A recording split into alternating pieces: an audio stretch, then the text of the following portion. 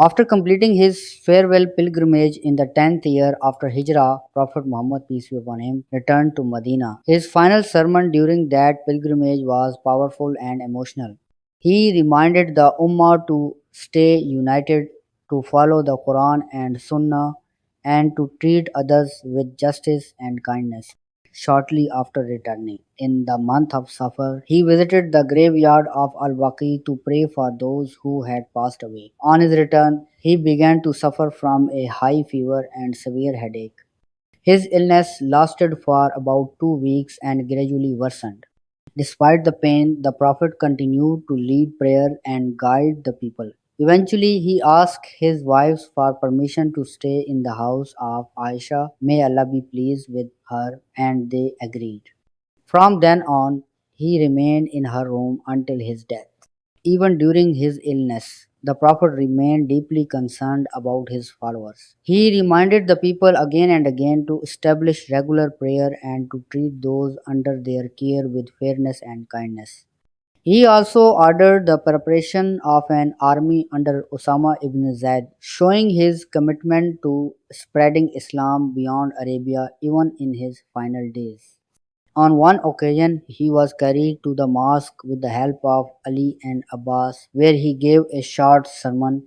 He said, Allah gave a servant the choice between this life and what is with Allah, and the servant chose what is with Allah. Abu Bakr, may Allah be pleased with him, began to cry, understanding that the Prophet was talking about himself. On the morning of Monday, 12th Rabi al-Awwal 11 AH, the Prophet's condition worsened. Aisha supported his head in her lap as he lay extremely weak. He looked toward the ceiling, his eyes shining, and his lips moved with the words, with the highest companions. These were his final words. With that, the Prophet Muhammad, the final messenger of Allah, left this world. The house fell silent. The most beloved man, the seal of all prophets, had passed away. News of the prophet's death spread across Medina. The companions were devastated. Many could not believe it. Umar ibn al-Khattab stood up in the mosque and denied it, saying the prophet would return like Musa did. At this moment, Abu Bakr entered the mosque. He went to Aisha's house, uncovered the Prophet's face, kissed him, and said, You were beautiful in life and beautiful in death. Then he came to the people and told Umar to sit down. Abu Bakr addressed the gathering and said, Whoever worships Muhammad, then Muhammad is dead. But whoever worships Allah, then Allah is ever living and never dies. He recited the verse, Muhammad is no more than a messenger. Messengers have passed before him. If he dies or is killed, will you turn back on your heels? Surah Al Imran 3 to 144. The people began to cry. The truth had reached their hearts. The Prophet was gone.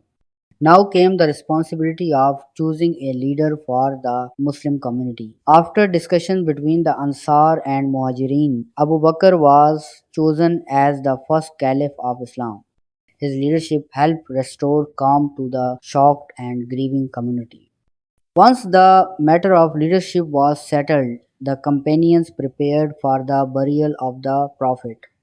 His body had remained in Aisha's room for nearly 3 days, allowing everyone to gather and for the necessary decisions to be made with care. The body of the Prophet was washed by close family members, including Ali ibn Abi Talib, Abbas. He was shrouded in three white clothes. His funeral prayer was not led by a single person. Instead, groups of people entered in turn and each group prayed over him without an imam. The next important question was where to bury him. Abu Bakr recalled a statement from the Prophet himself. A prophet is buried where he dies. So the grave was dug in the very room where he passed away, in the room of Aisha. Ali, Usama, and others gently placed the body into the grave. The companions covered him with soil. It was a quiet and emotional moment. The world had lost its greatest guide. The Prophet's death was a deep wound in the hearts of the Muslims. For years, he had led them, guided them, and transformed their lives with the message of Islam. Yet, even in his death, he left behind a complete religion. The Quran was revealed, the Sunnah was preserved, and the companions had been trained to carry the message forward.